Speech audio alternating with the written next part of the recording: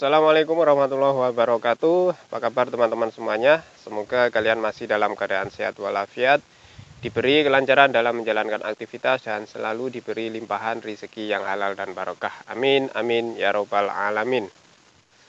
Ketemu lagi bersama saya, Petani Tulen ya. Pada kesempatan kali ini Petani Tulen berada di kebun. Hari ini saya akan membagikan tips bagaimana kita memaksimalkan tanaman kita agar berproduksi dengan maksimal.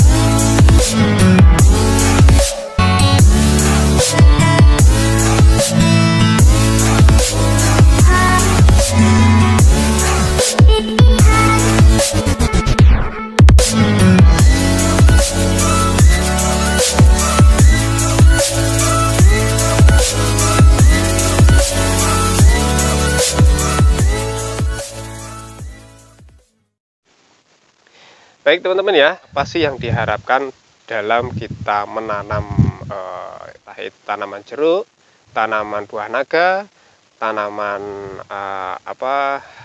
semangka, melon, dan tanaman lainnya ya. Itu tentunya yang kita harapkan adalah sebuah hasil, sebuah produksi yang sangat wah ya, sangat melimpah ya. Nah, di situ tentunya kita harus bisa melihat kondisi keadaan tanah, kondisi keadaan tanaman kita, dan kita harus bisa tahu apa yang harus kita aplikasikan, apa yang harus kita semprotkan. Itu semuanya teman-teman harus bisa memahaminya ya. Karena kalau kita tidak bisa memahami dengan kondisi lahan, kondisi tanaman kita yang kita rawat, maka ya bisa berproduksi tetapi tidak seperti angan-angan yang kita harapkan ya. Nah, di sini Petani Tulen ya akan berbagi tips, berbagi sesuatu bahan ya untuk kita aplikasikan melalui semprotan agar tanaman kita itu bisa mengeluarkan bunga ya. Tentunya untuk berproduksi dari awal itu bunga ya. Ada bunga, di situ nanti ada buah. Lalu buah tersebut bisa dipanen. Nah, kembali lagi ke topik ya. Itu kita harus tepat ya dalam memilih bahan tersebut ya, agar tanaman teman-teman bisa mengeluarkan bunga dengan banyak ya. Saya singgung lagi masalah tanaman. Tanaman itu mempunyai dua fase ya teman-teman ya. Fase pertumbuhan dan fase pembungaan. Nah, di dalam dua fase ini teman-teman harus tepat jenis dalam memilih pupuk dan memilih semprotan dari daun ya. Karena kita selain melakukan pemupukan di akar, melalui akar ya, atau di media, kita juga harus menyemprot suatu bahan ke daun ya, agar tanaman tersebut bisa lebih maksimal ya. Baik teman-teman ya, tidak perlu panjang lebar, saya tunjukkan apa sih yang Petani Tulen biasanya semprot itu ya. Ini yang saya bahas ini tentang penyemprotan lewat daun ya. Yang disemprot itu adalah, ini masih baru ya teman-teman, ini bukan endos ya, tetapi saya berbagi pengalaman saya dalam melakukan bertani ya. Nah, ini MKP. Nah, MKP dari Pak Tani ya. Gambarnya Pak Tani seperti ini. Orang menyingkal ya. Nah, di sini kandungan dari MKP ini yaitu K dan P. M-nya multi, K-nya kalium, P-nya fosfat. Nah, sudah saya bilang tadi ya, dalam melakukan penyemprotan ini mengenai pembungaan ya teman-teman ya. Jangan gagal paham. Ini masalah pembungaan ya. Itu kita harus pertinggi dalam unsurnya yaitu K dan P. P dan K. P, K, P. K, P. Nah, dibolak-balik sama saja. Tapi kalau unsurnya, urutannya di unsur itu NPK. Jadi PK ya. Tapi kalau di sini KP. Nah, ya itu. MKP itu adalah pendorong dalam pembungaan ya.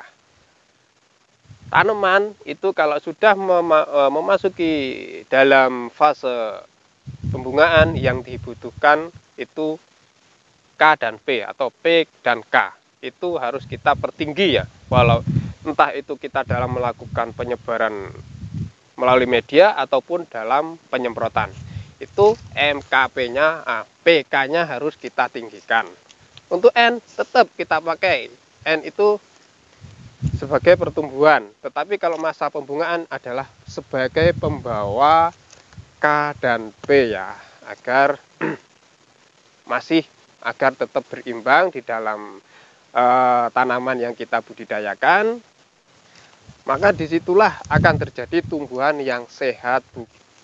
Ini belum saya jelaskan ya, kandungan MKP ini bagusnya MKP ini seperti apa sih manfaatnya. Saya bacakan ya teman-teman ya. Ini MKP, keunggulan MKP Pak Tani ini pertama yaitu MKP Pak Tani berbentuk kristal sehingga mudah larut di dalam air ya. Jadi kalau kita mengecornya itu kita aduk-aduk cepat larut ya. Tidak akan meninggalkan semacam melendet ya teman-teman ya. Dia tuh langsung homogen, menyatu sama air. Kedua, aplikasi mudah dengan cara ditabur, dikocor atau disiram ke media ya, disemprotkan atau sistem hidroponik. Kalau saya ini lebih senang disemprot ya. Selain irit penggunaan, dia juga kalau disemprot itu menurut saya itu langsung kemakan oleh stomata daun ya teman-teman. Jadi langsung pius ke daun tanaman ya.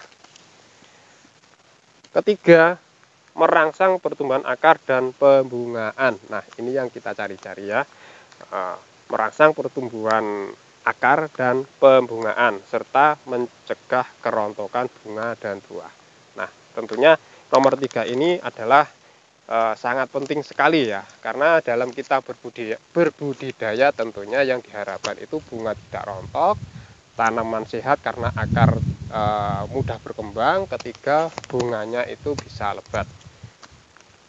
Keempat, pemakaian MKP Pak Tani dalam 10 liter dalam 10 gram per liter air itu bisa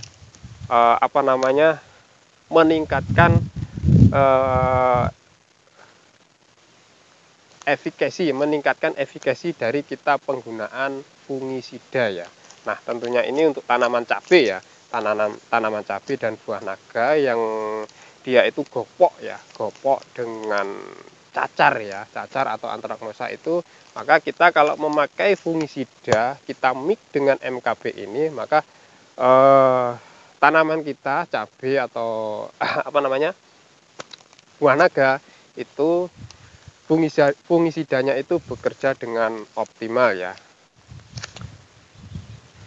Kelima, itu MKP cocok digunakan untuk semua jenis tanaman ya, mulai padi, jagung, semangka, melon, cabai, tomat, mentimun, dan tanaman hias, palawija, tanaman perkebunan, serta tanaman yang ditanam di greenhouse atau hidroponik ya. Nah, tapi ini saya kira tidak cocok untuk tanaman sayuran ya, yang dipetik daun ya, karena daun itu cukup menggunakan nitrogen aja, itu saya kira sudah cukup, karena dia panennya bukan panen buah melainkan panen daun ya.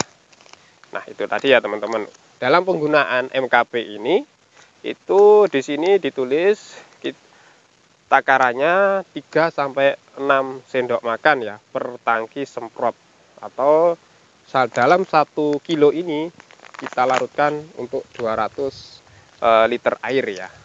Gitu.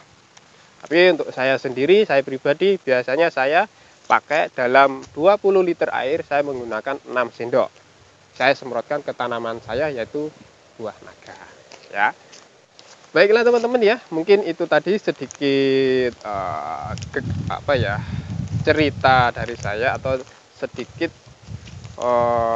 pengalaman saya tentang saya memakai MKP untuk memacu pembungaan dalam apa yang saya budidayakan, terutama khususnya itu buah naga ya teman-teman ya. Terima kasih sudah menonton video saya. Assalamualaikum warahmatullahi wabarakatuh.